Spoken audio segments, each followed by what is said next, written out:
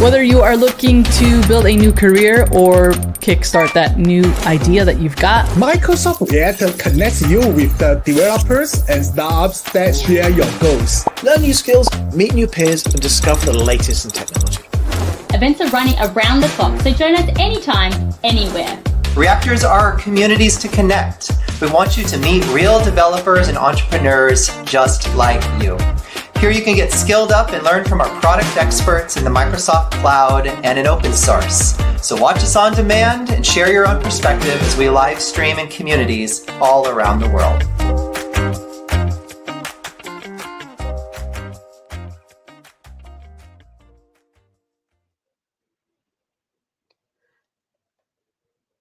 Good morning, everyone, and thank you all for joining us today. My name is Rashmita, and I am the event planner for Microsoft Reactor India. This session will run over the next 60 minutes, including Q&A. But before we begin today's session, please take a moment to read our code of conduct. We are all here to learn together, so please be respectful of other people's views, understanding of differences, being kind and considerate in the way you engage. The chat section will be open throughout, and we do encourage you all to participate. So please feel free to drop all your questions in the chat section. I would now like to welcome Rajendra, our speaker for today's session. Rajendra is currently working as a BI lead specialist within the engineering and tech lead team at Bosch. But for now, I will hand over to Rajendra to begin the session. Let me bring him into the stream. Hi, morning, Rajendra. Hi, Rashmita. Good morning. Morning. Your slides is up, and yeah, all yours. First of all, thank you, Rashmita. Thank you, Parth, for giving this opportunity to present my presentation on this Microsoft Reactor program. And hi, guys. I have come up with another topic for this week. So seamless data loading into the Microsoft Fabric using data warehouse. So what type of warehouses it will be get supported, and how this Microsoft Fabric will get supported on the data warehouse system. I'm going to showcase you in detail. I have prepared the content for you. And before moving on to the topic and discussion, I'll just try to give myself as an intro. So I'm Rajendra Ongole. I'm a Microsoft Data Platform MVP and a super user at the Microsoft Fabric community, 4 times MCT certified trainer.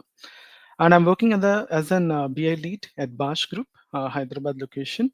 And also I will organize events at the Delhi Tech community.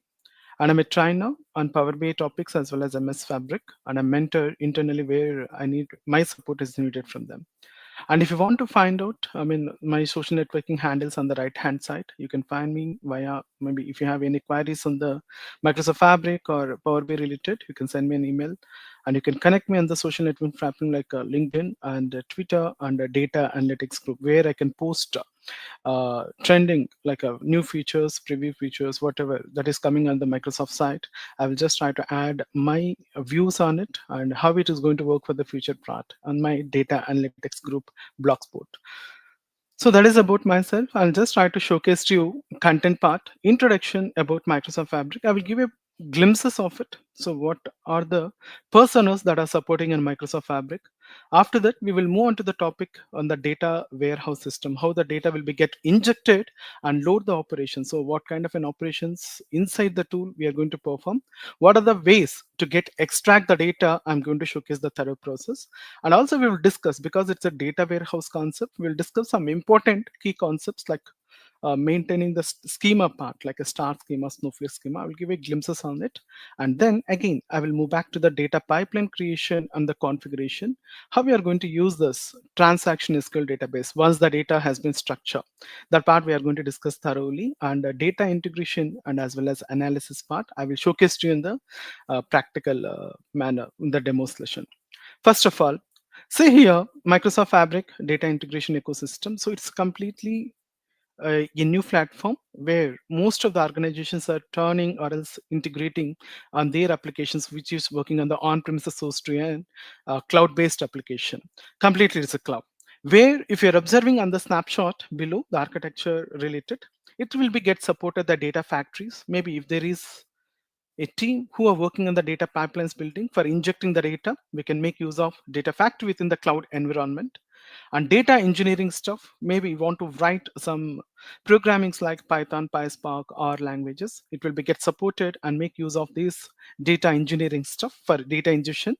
And also within Microsoft Fabric, it will be get supported with a data warehouse person as well.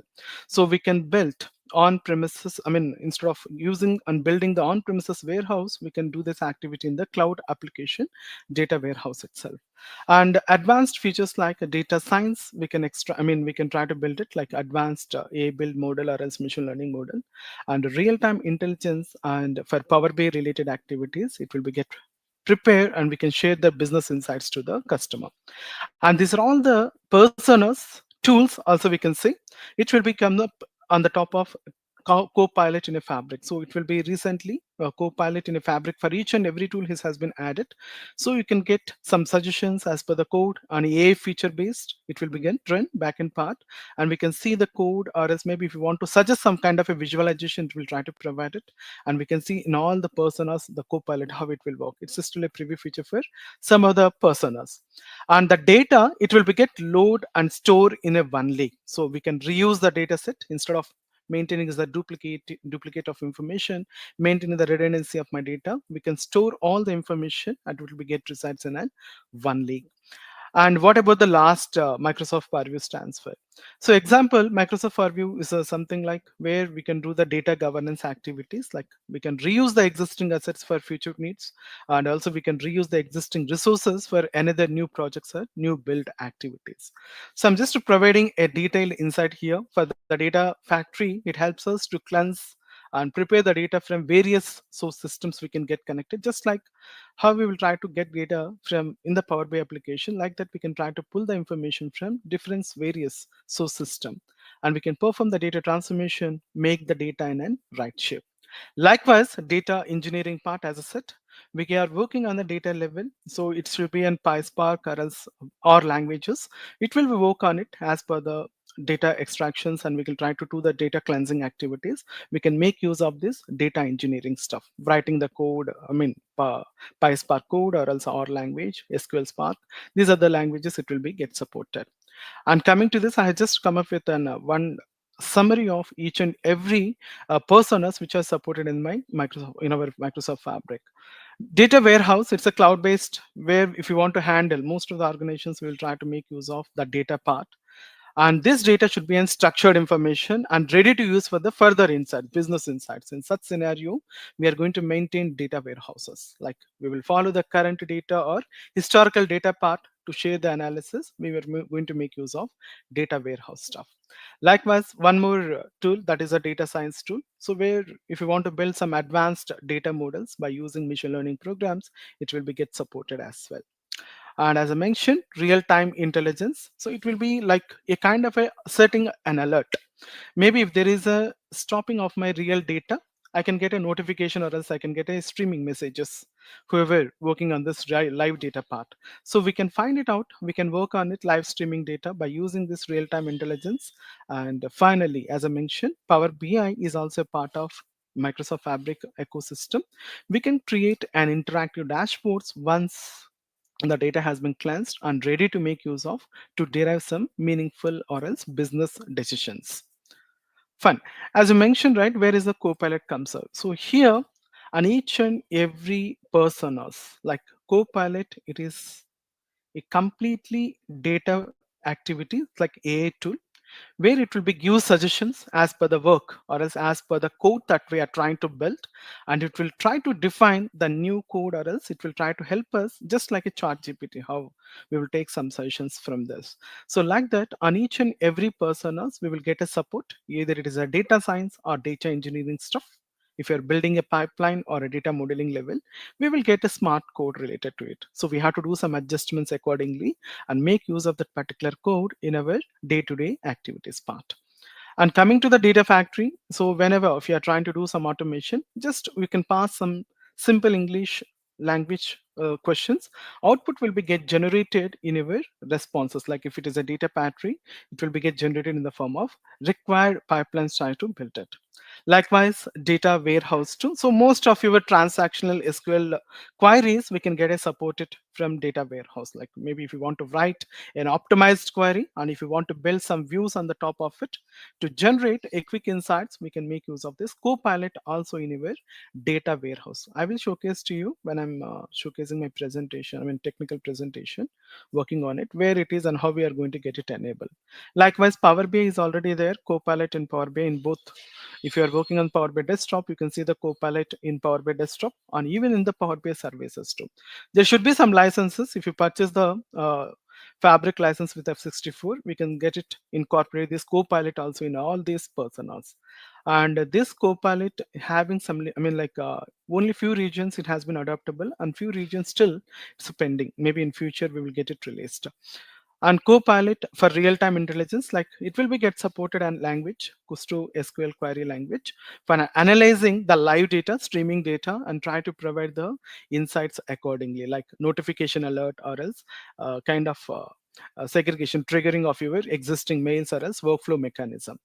So one lake is a place, as I said, is a place to store all of your data, and we can start simplifying or else storing this data and managing as per our requirements, whether maybe if you want to make use of that particular data for data factory building, or maybe I want to make use of this particular data instead of duplicating or reloading, we can directly make use of in our Power BI applications or data warehouse storage too. And as I mentioned, Purview is for the data protection across the data, and we can reuse the existing assets for future needs, or else maybe if you want to reuse that assets, resources, we can make use of it for the development activities too, which is an inbuilt in our architecture part. Then, Rajendra, yes. Rajendra, sorry, we have one question from Venkata. I'm just getting that up on the screen. I'm not sure how to pronounce this. Might be Custo query language. Yes. Why the word Custo? Any significance? That's a name they have been right, like SQL, structured query language, like the transactional SQL language. Custo is a something which is easier, simple writing part. We can make the commands an easy part. It's not accurately that SQL language.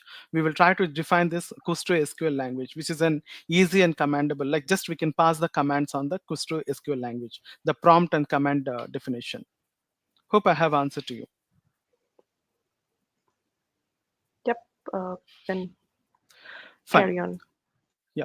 So see here, Fabric data warehouse experience. If you're observing, most of the time, whenever if you're trying to design a data warehouse, we will follow some kind of slowly changing dimensions, whether it is a SCD type 1, SCD type 2, SCD type 3, 2, some as per the business need.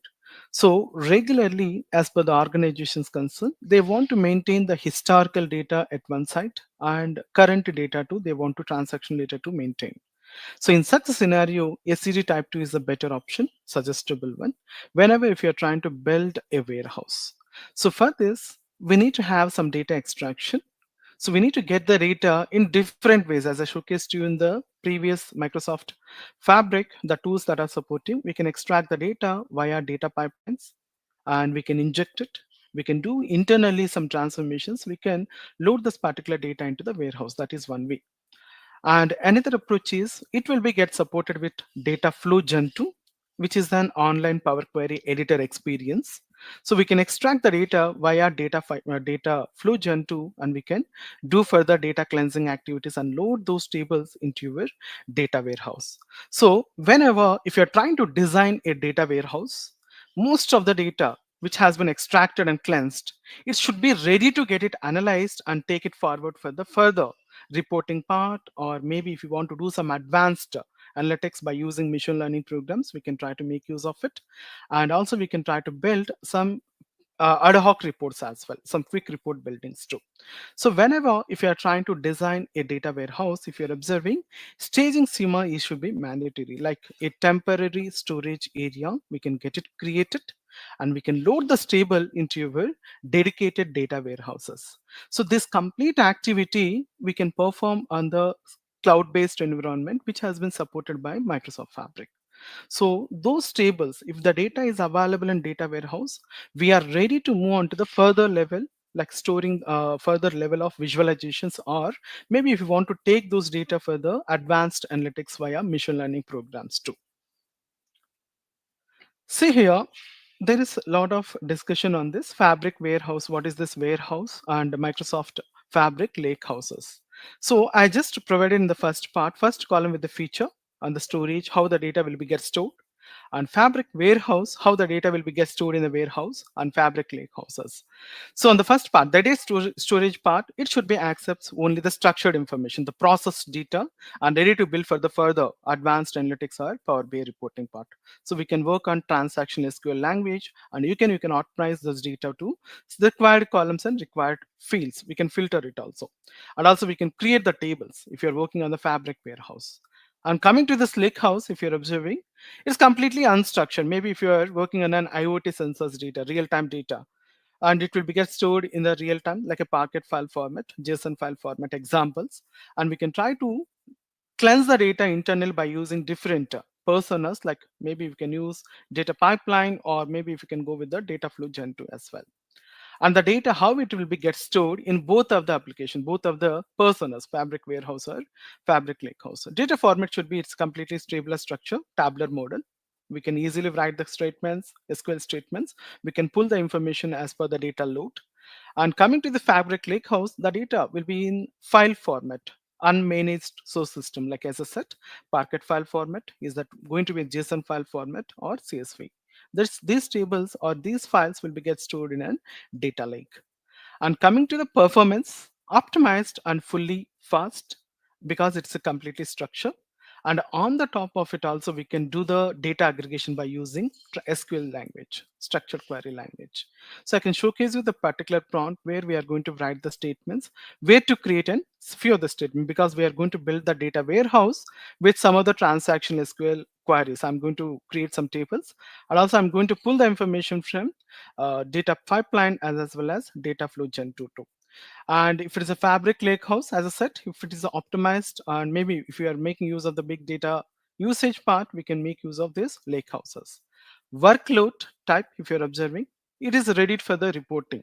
So once the data is available, we can pull the information. We can further build the semantic model or data modeling part if you are working on the Power BI, and you can prepare a report buildings too, because it's completely processed and structured data. And coming to this lake house, so as I said, right, AI or ML models, if you want to build on the top of by taking the data from lake house and even the real-time analytics, we can proceed further. And as I mentioned, the final goal should be the reporting integration with the Power BI. So it's as simple as easy once your data has been properly structured, because we can write the statements as well as SQL statements too.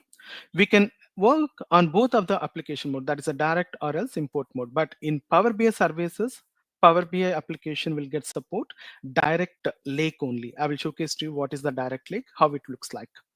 And here, if you're working on the Fabric lake houses, direct lake import and real-time analytics will be get supported, and we can integrate with our Power BI application, the front-end reporting part. And use cases, currently I have come up with one sales data stuff. I'm going to showcase how I'm going to load few of the tables, sales report building.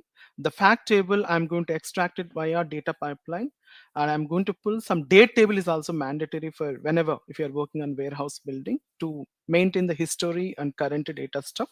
And also I will try to write some SQL statement, and we can create a proper star schema approach kind of warehouse building, like star schema in the sense centrally you can see the fact table, and remaining all dimension tables are surrounded. We can see the complete structure of it directly connecting from fact to the dimension table to pass the data from one to another.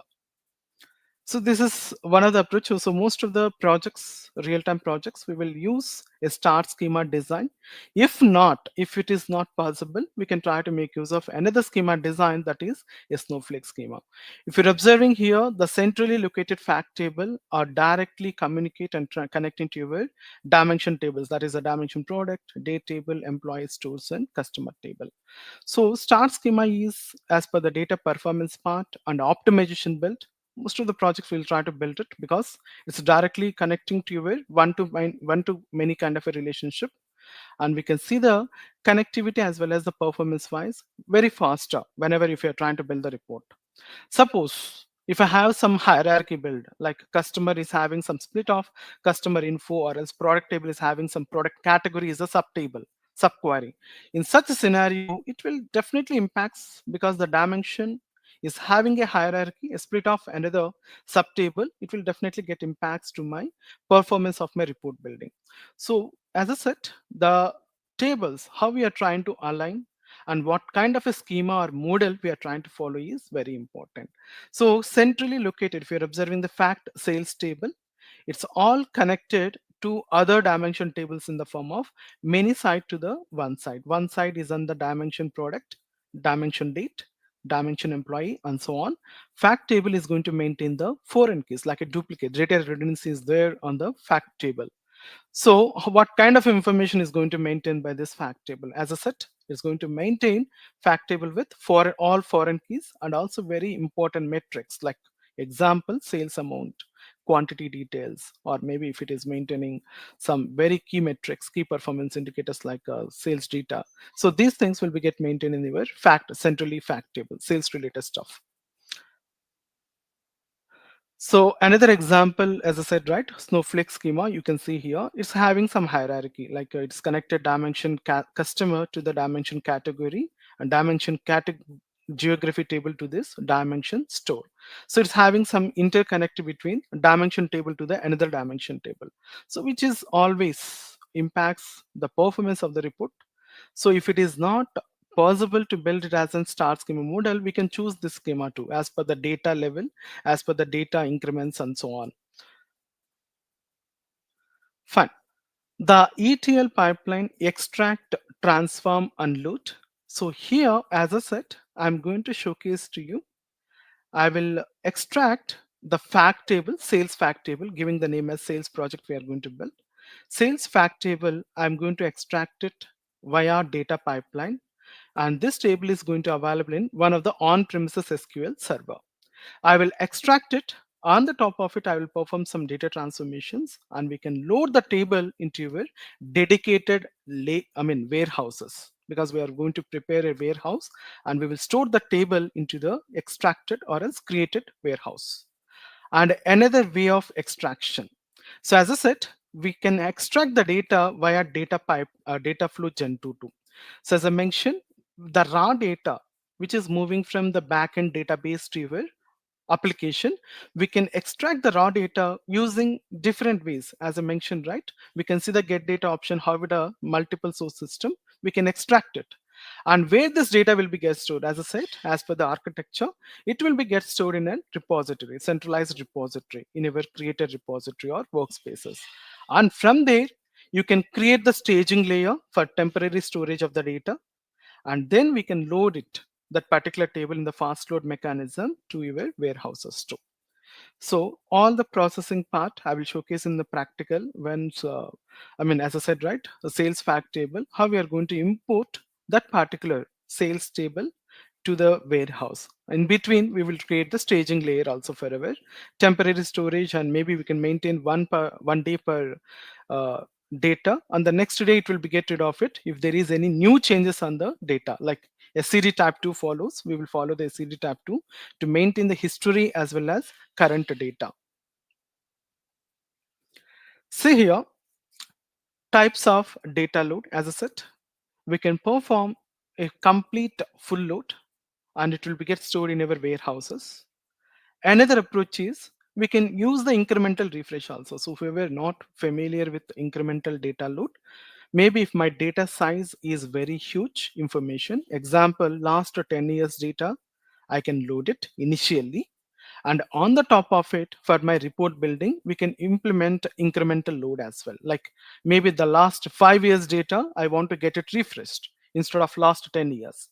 I can perform incremental load as well by using the data flow gen 2. So I can showcase to you where we are going to do this activity while working on data extraction via data flow gen 2. So last 5 years data, I can load it and I can perform data availability should be available on warehouse builder. And also we can choose it as per the data dependencies. We can go with the full load or incremental load based on the data amount we are working on. See here, as I said, whenever if you're trying to work on the data modeling part, there should be, if you're extracting multiple tables, we need to maintain the unique info, like unique data. If it is extracting with the product table, product ID should be unique data should be maintained. And this particular product table, I want to visualize it based on some sales value, and the sales table is going to have the key field.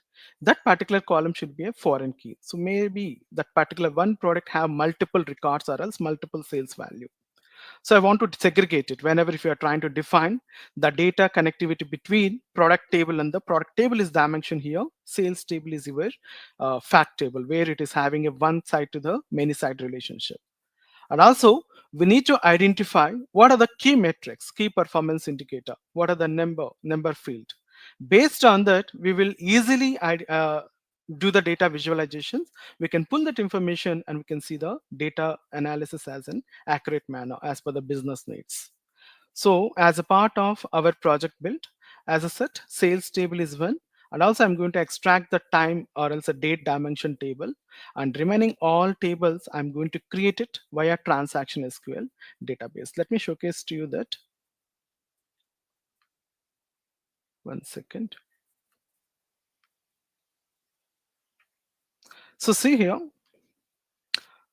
you can connect to the Microsoft Fabric either from app.powerbi.com, and you can see the Power BI in the top down corner, or directly you can connect it via app.fabric.microsoft.com. So where whatever you feel directly, if you want to get connected to the Fabric, you can use this one.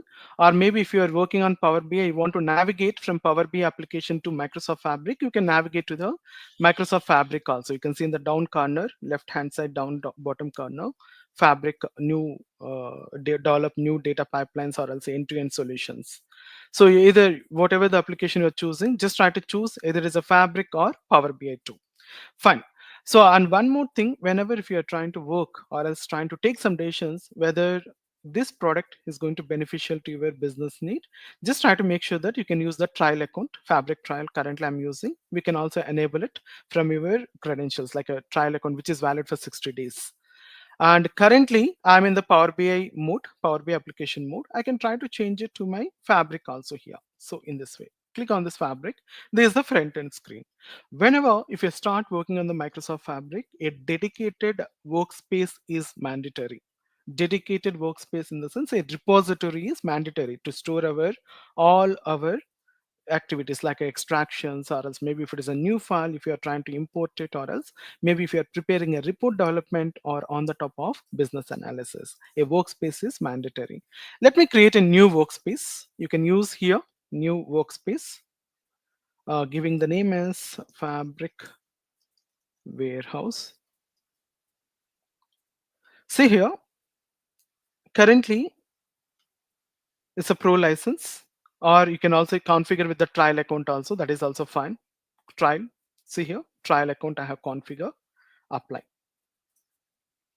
And one more option is there, whenever if you are working on, you have to get it configured whether it is a shorter data format or larger data sets. If you are using larger means you can configure the larger format of data too when you are creating the workspaces. So once the workspace has been get created, you can see the top Fabric Warehouse, and this is the Fabric content. You can see the diamond symbol for this. Fine. So how we are going to create this Microsoft warehouse here, Fabric Warehouse. So this is a complete empty. I haven't created anything here. You can see bottom new item, right? You can see all the personas which are supported by your Microsoft Fabric application. So maybe you want to prepare a direct dashboard by taking some reference of data. You can prepare it for the reporting part. Or maybe you want to inject the data via data pipeline. Data pipeline is almost as similar as Azure Data Factory. We can extract it, we can inject the data, and also we can schedule those workflows as per the data availability. And also Dataflow Gen 2, which is an online Power Query editor. We can prepare, so similar experience as like Power Query editor. You can do the data extractions, cleanse the data, and then load it back to your, maybe it is a lake house or else warehouse also. Fine. First of all, I need to build a warehouse. Let's try to create a warehouse. So you can search it, or else maybe you can just try to navigate down. You can see it here. You can search it or you can navigate directly to the warehouse too. Let me create a warehouse, giving the name as fabric warehouse.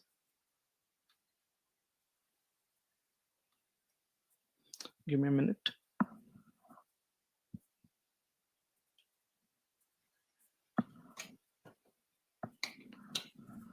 Give me a minute.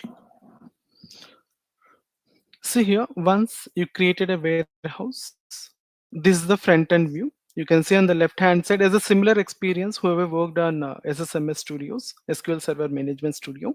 You can see the similar experience on the left hand side, all the schema design, security part, like new login creation, or else maybe I want to store my queries. And you can see the shared queries. I want to reuse the existing queries and the model layout. And here, as I said, I'm going to create some tables by using transactional SQL database. I'm going to create it. And also I'm going to load some data on the creator table. That is one type of extraction I'm going to do. Another, here in the center as a part of watermark, you can see data flow gen 2 and another way of data extraction and loading the tables via data pipeline as well. And for initial part, whoever learning on this fabric, if you want to play with some sample data, you can use it, sample data part also. So some COVID data is there, some traffic city data is available, and so on. Some multiple sample data are available to get it through on this learning of this warehouse building. So here, let's try to do it. Please observe here in the center, you can see the start with the getting data. And the top part, get data options to two applications, new data flow gen 2 or new data pipeline also, we can get it extracted. And I'm just showcasing some important key areas here on this once the warehouse has been built. Left hand side, Explorer with your fabric warehouse name. And this schema by default is a DBO schemas will be get created. Maybe if you want to create any table with a separate or else unique schema name, object name, we can get it created. By default, it is an DBO schema, we can get it created. And the tables or else the queries will be get stored here. So my queries, maybe if you want to store it for future references instead of recreating, in my queries part, we can store our queries too. As of now, no queries. I'm going to create some tables by using transaction SQL database. Fine. At the top part, as I said, we can refresh it, or here the settings part, we can enroll this particular warehouse to the further developments, like promote it to the next activities or else next development criteria too, we can configure here. And as I said, this Copilot has been integrated in all the personas for warehouse, data engineering stuff, even the Power BI, it has been incorporated. We can see this Copilot building. It will provide with a natural language assistant as per your code. Means if you're working on the data engineering, the code will be get supported. If it is a pipeline building, it will be get supported with pipeline building activities too. Fine. So see here, let's try to extract some data via transaction SQL database. I'm going to create few tables, dimension tables here by using transaction SQL database. I have prepared the code as well. Let me showcase it to this. See here, I have prepared few tables for creation of these tables, like a customer table with DBO schema, and product table with product name, SKU, brand, size, and packaging, and cities table with few other fields like city name, region, and ID column, and version, which is going to maintain my versioning data, like one or two categories, true or false condition. Maybe it's a new record or else old record maintenance. I'm going to create version is one of the table. Let's try to create a new tables without any data. Okay, just a structure. Click on this transactional SQL. You can see this Copilot, we can use it. We can write some normal natural queries, natural questions. Output will be get defined in the form of warehouse, or else maybe if you want to create some new tables also, it will be get created. Paste it. So see here, all the queries, 4 dimension tables, version, city, product, and the first table is customers table I'm trying to create. Save it, run it. Run it. It will take some time as per the network speed and bandwidth. Any questions? Rajendra, we have one question. Yeah, I'll Yes. get that up on the screen. AI Copilot is not about skipping DWH, it's just help us to build DWH. A cleansed and structured DWH is still necessary to ML Am I correct? Yes, correct. I mean, Copilot is for you can write some code or as example, Power BI, if you are working on Power BI, DAX queries also we can write with a general statement and output will be get derived in the form of logics, the code. Similarly, for the data warehouse also, you can write it. There should be some mistakes. You can see there mistakes will be happen, and you have to adjust the code as per your business needs. Yeah, clear. Yep. Fine. So see here, I just create a few tables with structure, and you can see this DBO schema on these tables part. Just a blank tables. Okay, only the structure has been created. I haven't inserted any data. And this particular SQL query one, maybe I want to reuse it or else I want to store this table. I can save it. So I'll just try to rename it as an create created tables, dimension tables. Create tables, rename it. So this one, it will be get stored in your queries part, my queries. And the future reference needs, we can reuse it as well. Maybe if we can get it closed, we can reuse it. I just created a schema now, like a structure without any data, ID, city name and region. Likewise, remaining tables too, like a customer, you can see this particular structure only without any data, ID, customer name and so on. Product, it's just a structure. Fine, let's try to load with few records on those dimension tables. These are all dimension tables. Let's try to load for these 4 dimension tables with some data. I've prepared it, the script. Maybe if required after the session, right, I can share it with you for our learning curve. With few records I have prepared, and how we are going to get it, add this SQL statement then.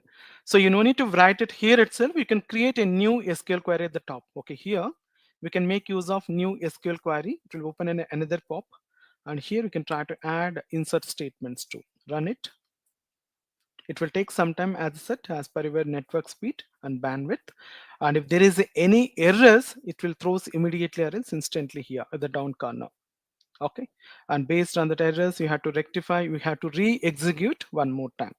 Okay, so currently I'm using the trial. As I said, I'm facing some slowness as well. If you're going with the license part like F64 license for the fabric, it is very completely faster as per the data needs. So let's try to select each and every table and observe the data. I'm refreshing here, or maybe you can just try to right click and refresh the table, each and every table here as well.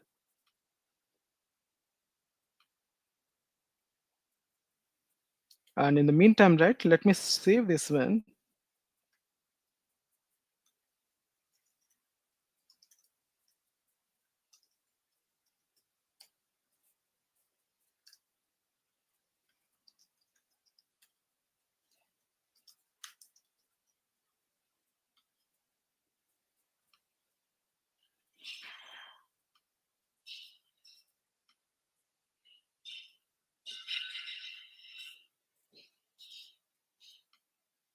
Is there any questions? Please let me know in the meantime. We had a follow-up question from Venkat. Yeah. We had a follow-up question from Venkat. Doesn't Copilot Yes. cleans? No, still that part is not added. I have already tested Venkat. So we can write it, but the table creation, these activities are doing. But table creation, inserting, these are all we have to do it on our own. So just a table creation with a structure, it is doing with this number of columns we want. Means it is generating the table with the Copilot. It's not going to clean any data. Okay. Thanks, Rajendra. Yeah. Let me check. And also if you want to see here, when this is almost as same as data warehouse on the left hand side table information, you can also create the tables and you can delete the tables. All the DDL, DML statements will be performed in the warehouse.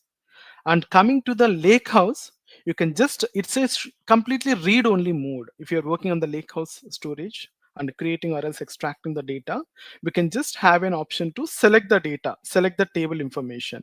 It will not create or drop the table. These functions, these SQL statements will not work on the Lakehouse Explorer when you are building the Lakehouse.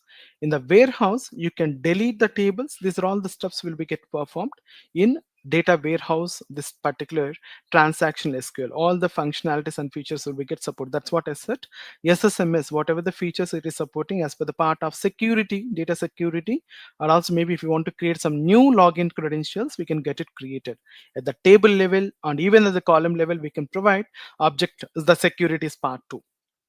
Whenever if you are using this structure. What happened? 1 second. It's not loaded.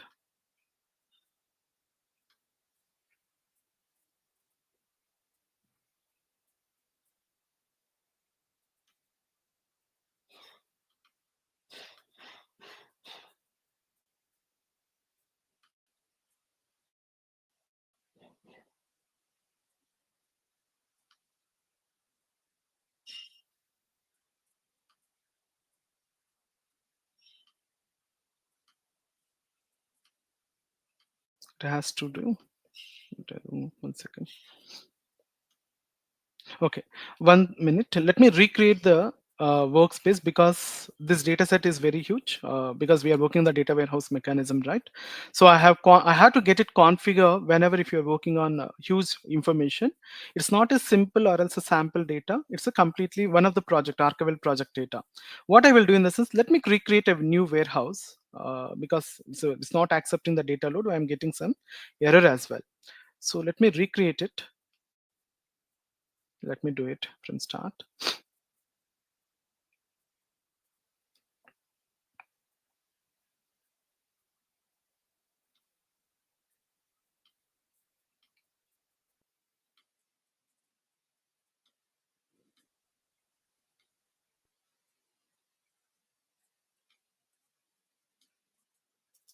Fabric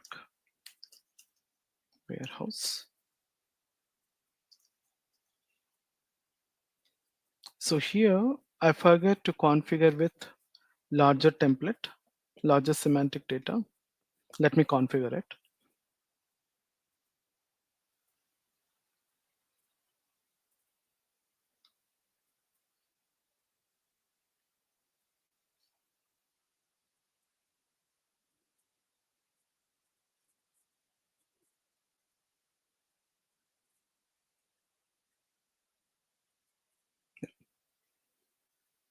Here, larger semantic model because my data set is not a smaller one. So I'm just trying to configure the larger semantic storage mode.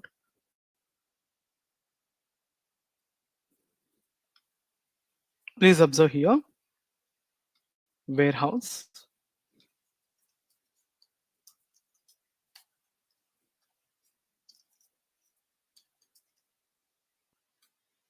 Created. So it's as similar as same as I said SSMS Studio, how it looks like. Whoever familiar and working on SSMS, you can see on the left hand side on the warehouse creation part, all the statements, DDL, DML statements will be get supported. It will take some time as I said, as per the network speed and bandwidth. Let's try to create the tables again one more time, recreating the tables.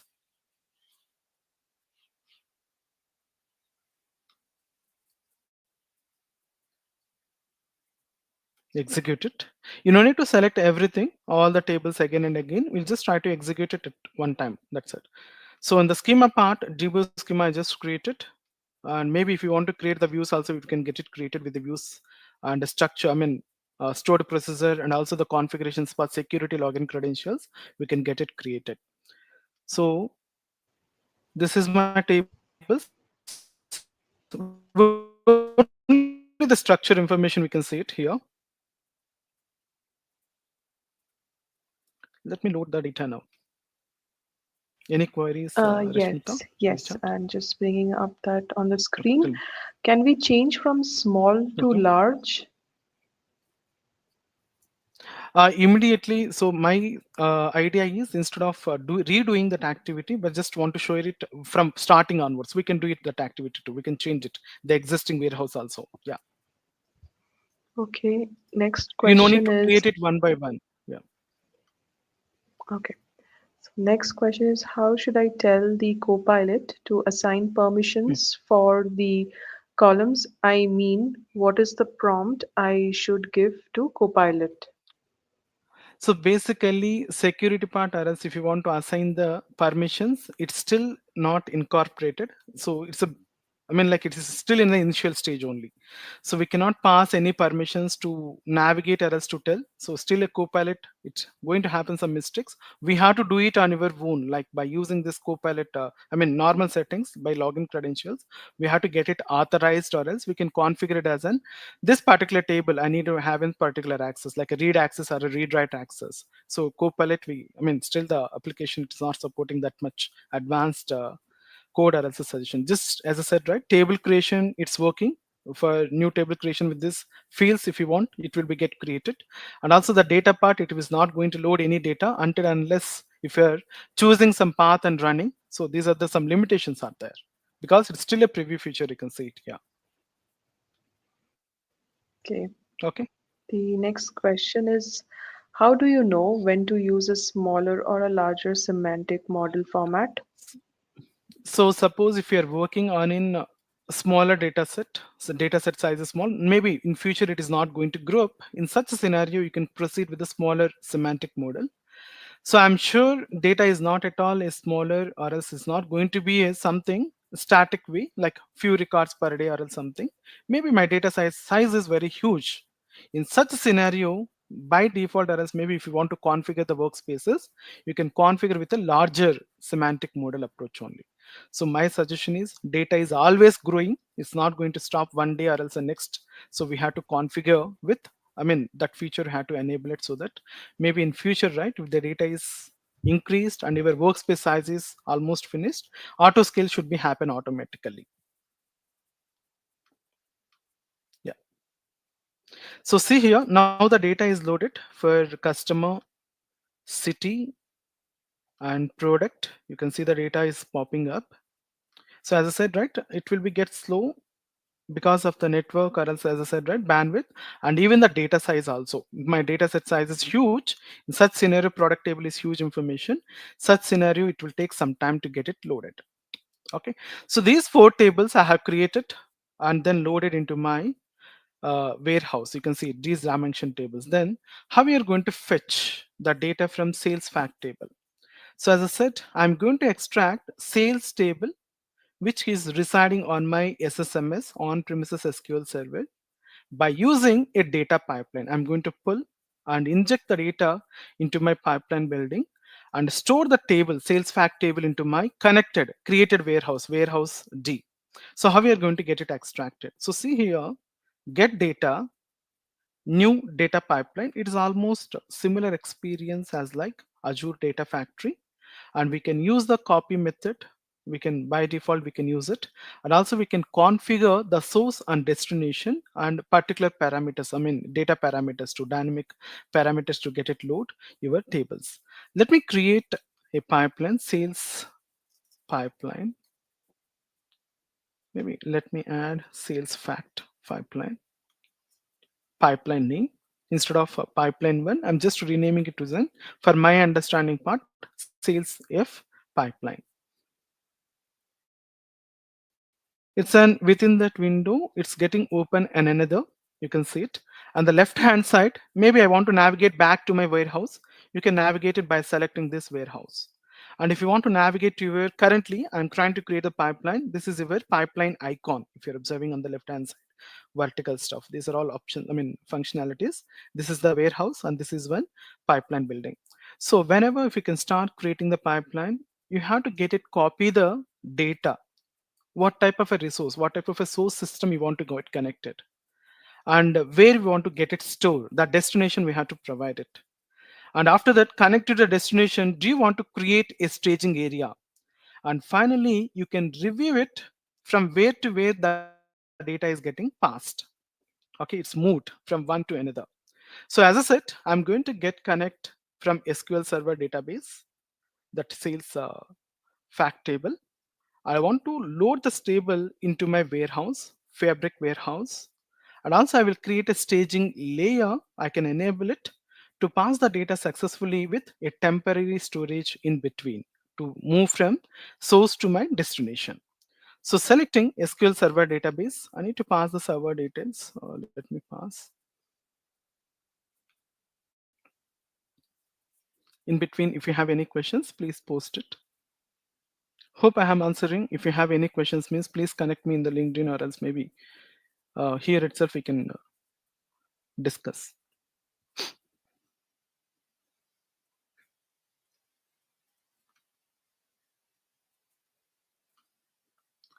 Passing my server details.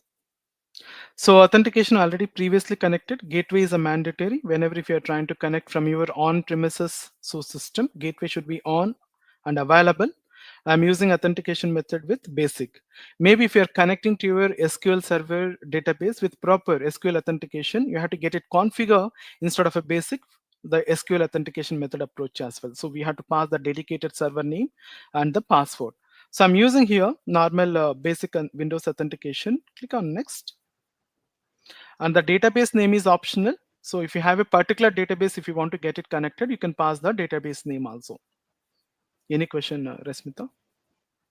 Yes, I'll just get that up on the screen. Yeah. What is the difference between SQL Server Database and Azure SQL Database since both are MS products? Both are MS product, but if it's an Azure SQL database, you are going to get connected directly to the cloud-based application. The data will be resides in the cloud environment. And if you're connecting to both are products from Microsoft, SSMS or SQL Server on premises, is going to reside in a static or some standalone missions. So this is residing on my locally, right? SSMS is local, but Azure SQL database is going to reside in a cloud-based application where you can create the tables in the cloud by utilizing the storage, and we can create the storage containers. We can fetch it within the cloud. Security part, it is more reliable, and this is on premises, right? We have to update it if there is any new features or functionality on the on premises. Yeah, is that clear?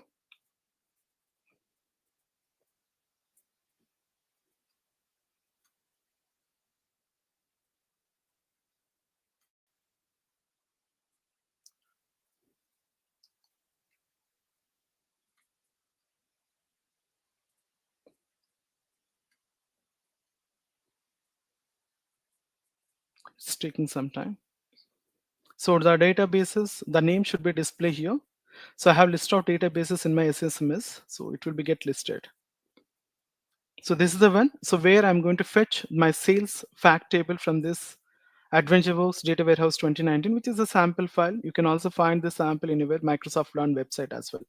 You can take that backup file and store it in your locally. You can do the practice for that part of it. Next. And here you can see the list of tables which has been created in this AdventureWorks Data Warehouse 2019. From that, I'm going to pick my table. So you don't need to search it vertically and try to find out the table. You can search it from here itself. Sales table, that's what I'm looking for. Sales fact table, DBO fact. Select it. On the right hand side, you can see the data preview with some records. So how the structure, what are the columns that are available, you can see in the right hand side. And the next stage is we have to choose the data destination. You want to create it as a new table, or you want to replace the existing table. So here in this particular warehouse where it is going to get connected, this particular table availability, I don't want to replace it with any other table. I want to create it as a new table, sales fact table. And here you can change the name also as per your requirement. Maybe I'll just try to make it as a sales fact for our reference. And this is completely mapping on the table. What are the columns that are available from the backend source, and what is the after moving on to the destination, what are the data types and the destination column. And if it is not required, some of the columns we can delete it by selecting here. You can delete that column. This is a complete mapping structure where we get available on this column mapping. And here there's a data type change. Sometimes if you're extracting the data from CSV, date data type is by default treated as a string. And here you have to change it to the date data type, the destination part. You can change it to the date data type. You can just try to open here and you can change as per our data set mode. We can change it here. So currently, because I'm extracting this table from a database, it's obviously date data type only. If you're extracting the data from file source systems like CSV, XLS, you have to change that destination part data type. So you have to change it from here. So as is, I'm following. So click on next. So here by default, this particular staging area will be get enabled. You can see here the staging area and also some quick comments to store or else interim storage between your source table, source information to the destination table. So I want to maintain this interim storage area to move my table to my destination folder, that is Fabric Warehouse. And you no need to select it. I mean, like a staging part here, this is a mandatory whenever you are using this. So try to choose the staging area connection as well. So I'm using my container MS Fabric Warehouse. I'll just try to test it. Where to store the connection part. It's a Fabric storage. So I'm trying to store this particular interim storage should be available in my Fabric container. So which is in the blob storage part. So that's why I'm just trying to configure. If you're not interested to add this enable staging, that is interim storage area, you can disable it. That is also fine. You can see only the source to the destination movement like this. Example, how it looks like means, please observe here. So it should be available only with source and destination icons. So by default, it should, I mean, enabling the staging is a mandatory. You can go with this procedure to store this. Maybe in future, the data will be get deleted. You can fetch it from this interim storage area. Okay, so I'm using this Microsoft Fabric storage account. I just tested my connection as well. I need to provide the path where to store this file. So browse this, browse it. So I want to store it here. I mean, data file is available. Let me showcase you that part also where it is going to store. Click on next. You can see the complete path. So how you are fetching, where you are fetching the data from SQL Server, and the connected table is dbo.sales. And the staging area, it's going to store in an ADLS2, Gen 2. And the staging, that particular table is going to get it available as a backup from this location. And destination, I want to get it stored in my warehouse, Fabric Warehouse. You can see the Fabric Warehouse are with this name. I just to change it with sales space fact table. So just make it as a proper convention, naming convention. And here by default, it will be get start data transfer immediately option, start immediately. So you can see the complete view, how it looks like on the data pipeline building. So this table will take some time. In the meantime, if you have any queries, you can post it. Yes, we do. It's on the screen. Fabric Yeah. is loading data from DB. Where is the loaded data located? After data loaded, if the data changed in the DB, what will happen to Fabric? Do we need to reload the data? You no need to reload the data. You can schedule it. The latest data from the backend database, it will be get fetched. So see here, we have a scheduler. So you already done the extraction from SQL Server to this warehouse, right? You can schedule as per the data availability. So it will works on all the repeated frequencies like minute by minute or else a daily basis, one-time data refresh. You can configure it. The latest data as per the data availability from the backend. Here also we can refresh and automatically the new data information, it will be get resides on your Fabric Warehouse. Okay, so you can see the success notification at the top, successfully ran this pipeline. Am I answer to your query? Yes. We have another Shall we follow-up proceed? question. Yes. There's another question, Rajendra, before we proceed. Is the stagging connection area something you created in Fabric or SQL Server? That is in interim layer. That's what if you're on hover on the top of it, it is an interim layer. So because you are moving the data from an on-premises standalone SSMS to your cloud environment, right? Fabric Warehouse environment. In between, maybe by mistakenly, if you delete that particular table information, you can refetch that data from a cloud application itself, ADLS storage, Azure Data Lake storage. So it's going to store in your portal, like as I said, portal.azure.com. It will be get resides here, okay, in your storage container. Here. Data files, I have configured some path, right? Let me showcase to you. I have configured some browser with data files. So there the file will be get resides for staging layer, enablement of staging. So here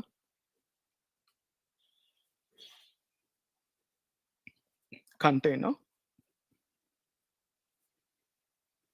here in this particular path. Got it? Here you can see it. Okay, in the folder. Now it's still running, executing. Once it is completed, the file will be get visible to you on this location. Is that clear? Shall we proceed? Yes, we have another question. Okay. 1 minute before we proceed. Yeah. Instead of the scheduler, okay, if an update happens on its own, intest intestinally would be more good. Sorry. What is that? Not One second. sure Let me about the check. question. Yeah. Let me check it. So automatically, if you are not updating, or else if the data is not, I mean, if the data is available, you want to get it updated, in the sense we have to schedule on here. Like, we don't know what is happening in the backend, right? Maybe after some days, the new data is getting resides on an SQL server. It should be fetched to your pipeline, correct? In such a scenario, we have to schedule it here only in the data pipeline building. So maybe my data is going to get it available on the midnight, or else the next day I can schedule it. Or else maybe my data, it's going to get it refreshed every 15 minutes of interval. I can use the minute by minute interval or hourly basis. I can configure with these frequencies so that the latest data or else a new records, whatever it is available in the backend part, it will be get loaded and it will be get pop up in your pipeline, that is sales F pipeline. Okay, There's another clear? question. Yes. If the data is very huge, the schedule can be triggered Hmm. for sure, but how long Hmm. it will take to get the data refreshed? Yeah, it depends upon the data is very huge, in the sense you are saying. So in such scenario, I have tried with the 2 million records, 20 lakhs records approximately. It took me 3 minutes. Approximate time is 3 minutes. I mean, on my, not with the trial account, I'm using in my office related F64 license. It took me 3.5 minutes. So it depends upon the license and also the usage. And still, if you want to get it refreshed on daily basis, means I will not follow on the daily basis refresh with the 3 lakhs or else the 20 lakhs records and daily refresh. I can go with the incremental refresh at that time. I will not go with this process of daily refresh, means all the 20 lakhs records will be get refreshed on daily basis. We have to get it some other way, like last 2 days data I want to get it refreshed, means I can refresh it. That's the process we will follow. Got it? And if you want to see the history of your running of your data pipelines, you can see it here from this view run history. And also we can see the completely data monitoring application. So go to the data monitoring. You can see at what time it started, at what time it has been executed and run. Whether it is succeeded or else if there is any failure information also you can observe by using this monitor option. Okay. Clear now? And here we can also configure, maybe if it is taking huge time. So by default, this is the time 1 hour 20 minutes. And also we can try to configure, like maybe I want to run this particular pipeline for 1 hour, means we can configure it in this way. And I want to retry the same maybe 1 or 2 times, means we can try to provide the retry, the maybe if there is any failure we can provide the retry option as well. Multiple times, 2 times I want to re-execute it automatically, or is it 3 times, we can provide a retry option as well. Okay, maximum number of retry of your execution of your data sets. Okay, pipeline. And here the source part, you can see from where to where this particular table is moving. So source I have connected to an on-premises SQL server from this AdventureWorks database. And also we can test the connection. You can see the preview data and where it is moving. So it is moving to my existing created warehouse, fabric warehouse tree. And I want to create it as a new table. You can see it here, new table. Okay, so in this way we can try to set the configuration from the source to the destination. And also in the general part you can configure how many times you want to do the retry of your pipeline, and also you can configure with 1 hour. If it is taking more than 1 hour, it will be get timed out, and we can see the notification alert also. Whoever configure, we can set the notification alerts for this pipelines too. Like if it's a failure or else it's taking huge time, we can see the notifications by using this set alert mechanism. Okay. And this mapping, as I said, the column mappings, maybe if you want to change the column mappings or else add some new columns here, if you're creating a table manually, we can create the column mapping, the source to the destination data type verification too. So if you're observing this particular copy data, which is a sales fact table, it should be available to my warehouse because it's successfully completed. You can see all the notifications in the top. This has been successfully moved and executed. And whenever if you are trying to refresh, already refreshed, you can see the sales fact table on your warehouse. So this is an information.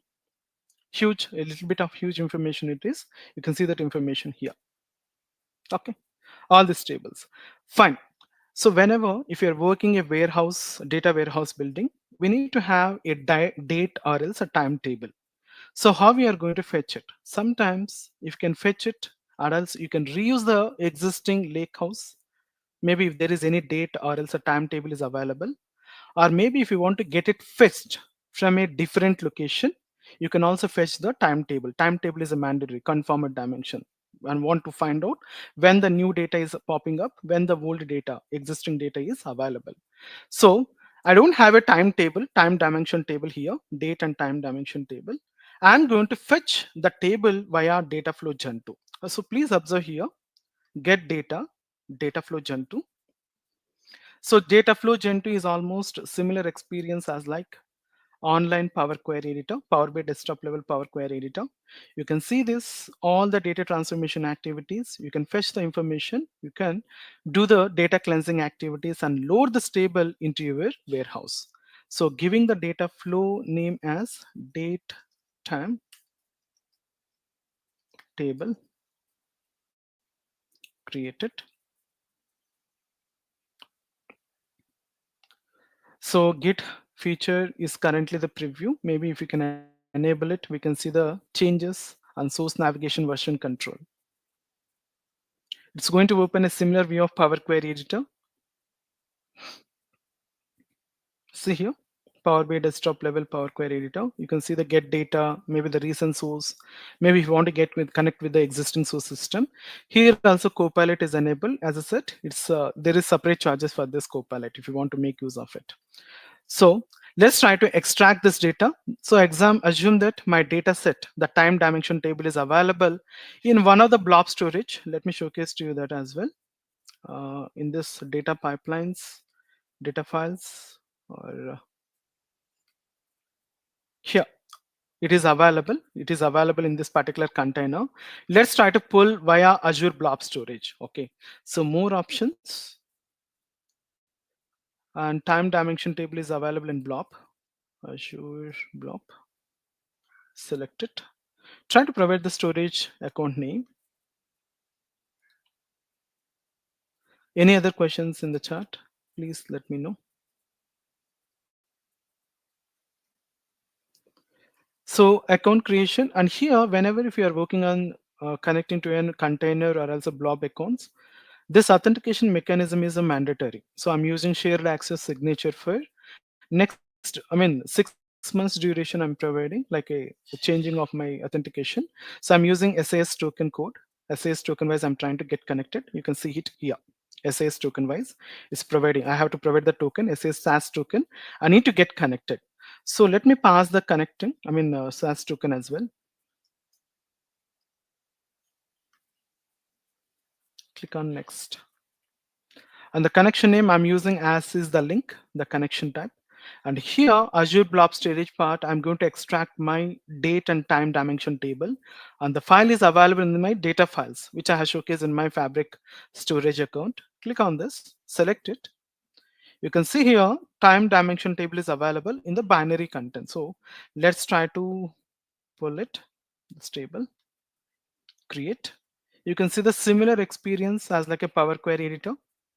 And let me change the file name as an time dimension table instead of data files, time table.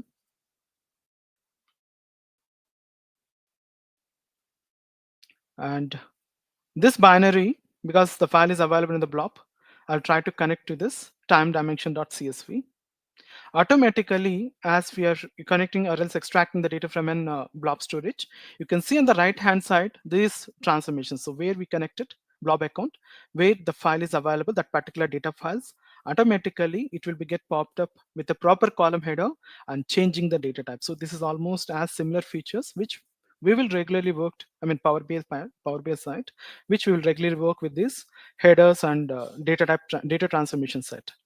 So this is the table: date, ID, year, quarter, month name, year, month of year.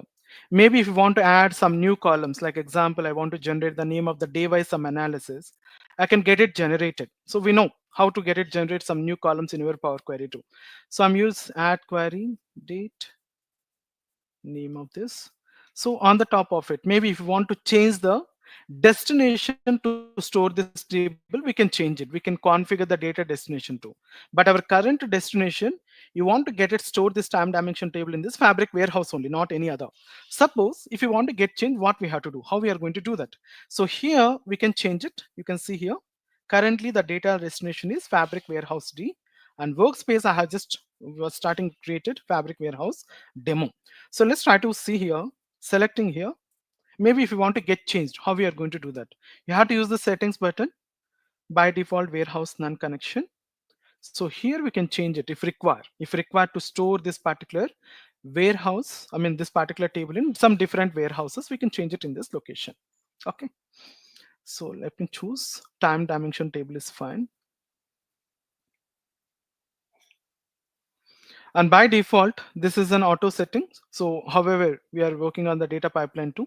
You can see the column mapping. Likewise, the similar way, you can see the column mapping, what is the data type from the source, how the destination data type looks like. Maybe if you want to join or else append with some new records, we can use this data transformation approach as well. Append with some other new table means we can use it. So I just want to add it as a new table, save settings. And until and unless if you haven't published this particular timetable, it's not going to visible to you on your Fabric warehouse. So let's try to publish it. Publish. So on this particular warehouse, you can see where date and time dimension table is executing. Okay, it will take some time.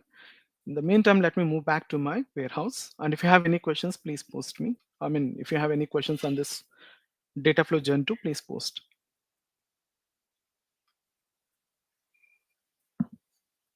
Hope the explanation is clear. Let me know if there is any challenges.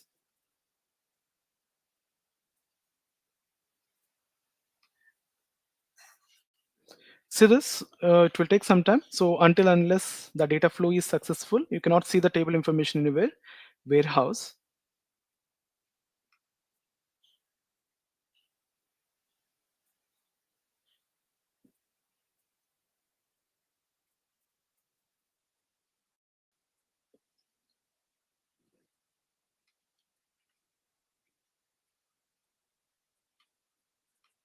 Any questions?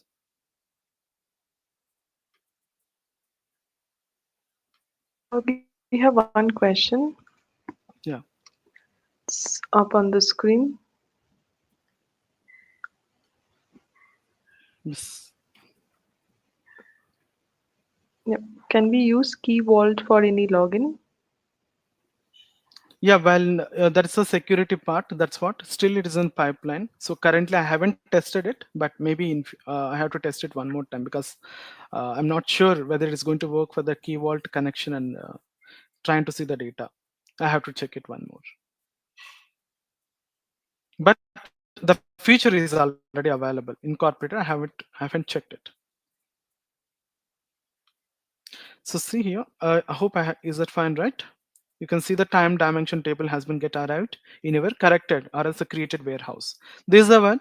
Now fine. So if you're observing, few of the dimension tables are available, and one is the fact table, sales fact table.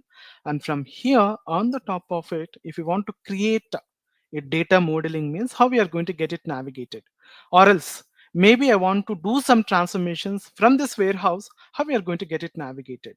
So from here, new SQL query if you can open up, you can see the new visual query. If you want to write some new statements for optimization smart select statements, we can make use of this new visual query. It's just a kind of a drag and drop mechanism. I'll just try to showcase to you how it will work. See here, visual query. Here on the top of it, I want to perform some new data transformation and try to do some changes on my connected table, means we can perform this activity too. Or if you want to get it download this table, whatever the product table, we can download it in the form of Excel. Or you want to get it visualize this table with ad hoc report building up by using this product, we can visualize it. Or else you want to do some transformations, these are the supported transformations which are similar experience as like Power Query Editor. You can do this little bit of few transformations on the top of it for optimization smart, or else removing the column, and this table will be stored back to your warehouse. Fine. But here our requirement is how we are going to get navigate to the report, how we are going to get it integrated there. So if you're observing at the top, reporting option is there, tab is there, you can select it.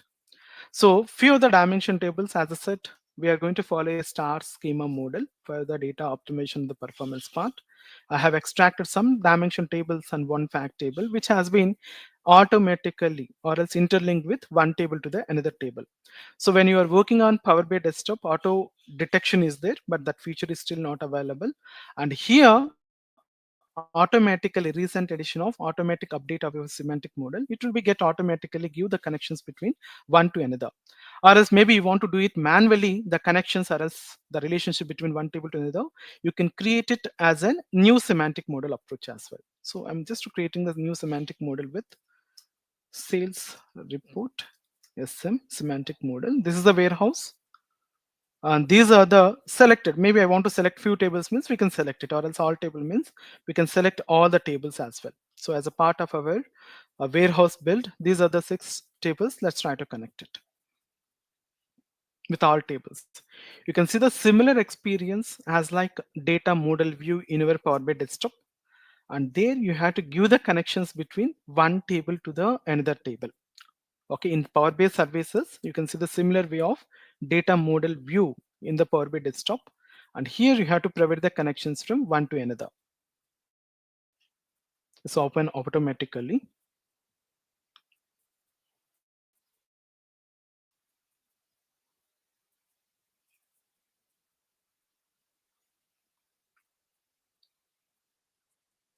You can see here. Sometimes, right, if you're using the by default semantic model, some of the cache files, the backend storage files, cache files will be get visible to you. So that's the reason I'm using the new semantic model. And here we can give the connections from one to another. So as I said, the Power BI part, the tables will be get resides in the form of direct lake. So it's going to communicate directly to your warehouse. If there is any new changes, the changes will be get pop up on your visualization. Okay, because it's going to update as is automatically. So direct click, it's a faster refreshes as well the faster data loading part. And we know the in Power BI desktop level, we know the important direct query approaches. But in the Power BI services, Microsoft Fabric, Power BI application is providing direct lake. Direct lake means that is directly fetching the data from your warehouse or else existing created warehouses to your Power BI model. So let's try to build a quick connections between each and every other timetable. For data preview part, it is taking some time. It's not showcasing the data. It will take some time to get it load and visible to us. And it is supporting all the cardinalities, all 4 types of relationship, many to one to many, one to one, and many to many. Let me use the normal many to one only by default connection. Any questions in the chat?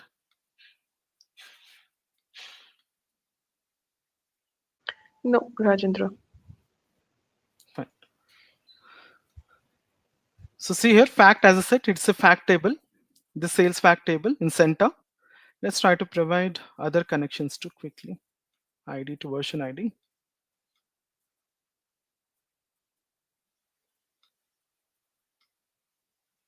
Customer.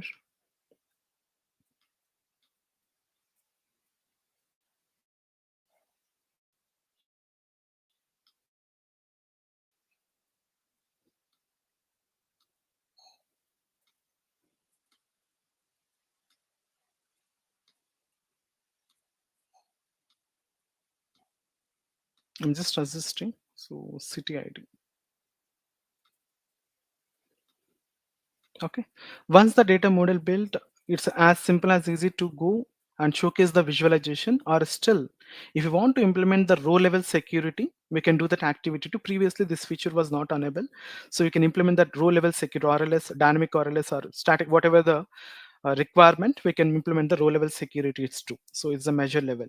And if you want to write any new new measures, we can write it by using the selecting this new measure. I'll just try to showcase you one new measure.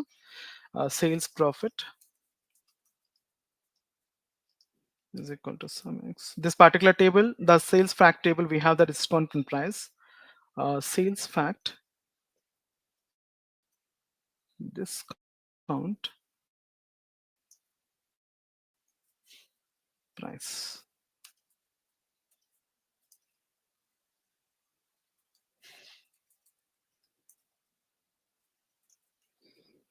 And maybe if you want to add any new column, as I said, you have to navigate or else work on the Power Query editor, that is Dataflow Gen 2, and you can generate some new columns.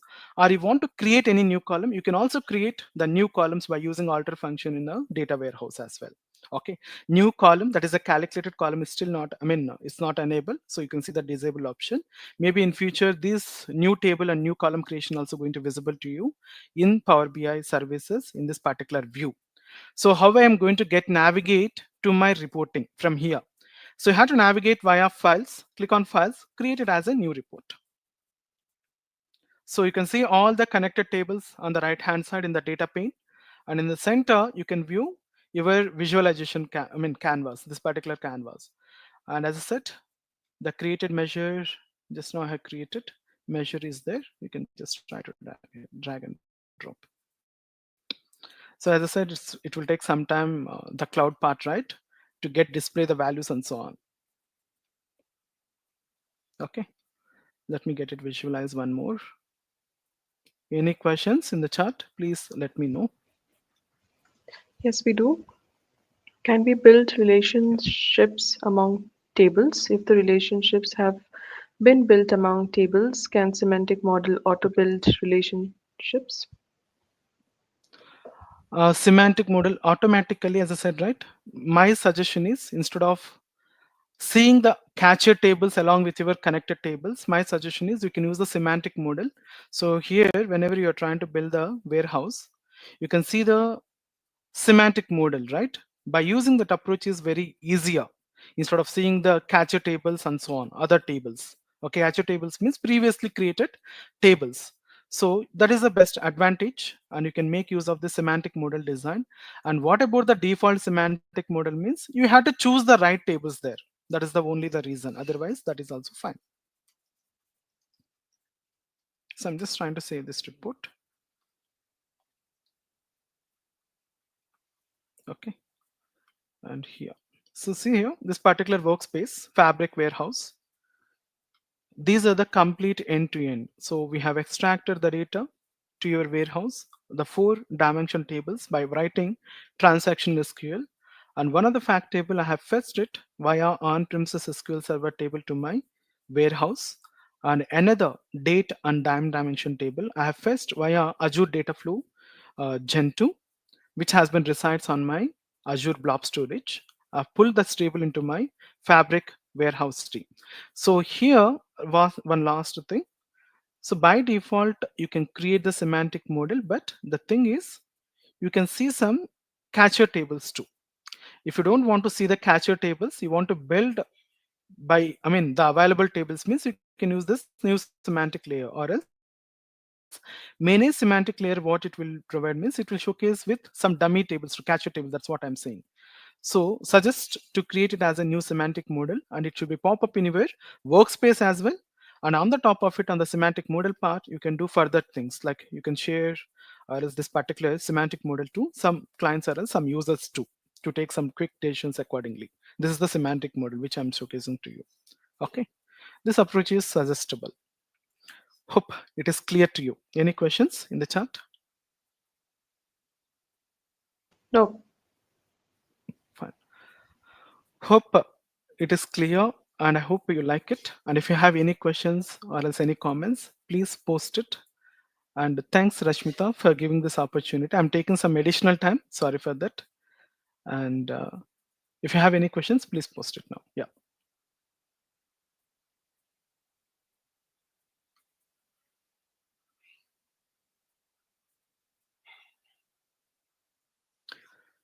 Main beneficiaries, we will not, the main advantage of using this fabric warehouses, instead of, still most of the organizations, they are following on-premises warehouse building with models like they are going to store the raw data in some different application and then move it to the cleansed data to some other layer and process the data to the new layer, another layer. That one we will call it as a medallion architecture. Maybe I will come up with this design. I can showcase you how this data will be get stored in silver layer, bronze layer first, raw data, silver layer with the processed data, cleansed data, and ready to move for the business insights in the glow layer. So I will come up with this method in the next session, which has been scheduled in the next month, so that we will get a clarity how it will work on the fabric warehouse building as well. So the complete activity which we did in the cloud environment, so we are not using any other external tools. We have extracted and cleansed the data in the application fabric, and we have started visualizing in Power BI cloud application Microsoft Fabric itself. Fine. Yeah. Any questions, concerns? Please Yes, let me know. we do have the last question we'll take. Yeah. We have recently seen AI agents becoming more common. Is there a possibility of AI agents in MS Fabric workflow? Maybe in future, but here already Copilot is there. So Copilot still it is incorporating some few preview features on each and every tool if you are observing all the data engineering stuff or a data warehouse. But I'm not sure about AI agents, but Copilot is doing most of our activities. But we have to be more cautious what query we are typing and how it is getting suggestions. Sometimes, as I said, there should be some mistake while defining the rules or else while defining the security prospect. We have to do it on our own, the security concerns. So maybe if it is a simple table means it will be get created on its own, okay, by suggesting the table with number of fields. But Copilot is doing currently the business. AI agent, I'm not sure about it. Yeah. Thank you. Thank you so much, Rajendra, for hosting this session, and thank you all for joining us today. Please visit Microsoft Reactor website for more upcoming sessions. Also, we would appreciate your feedback on today's session as it will help us to curate future sessions. Please scan the QR code and do share your feedback. Today's event ID is 24773. Thank you all once again and enjoy the rest of your day. Thanks. Thanks, everyone.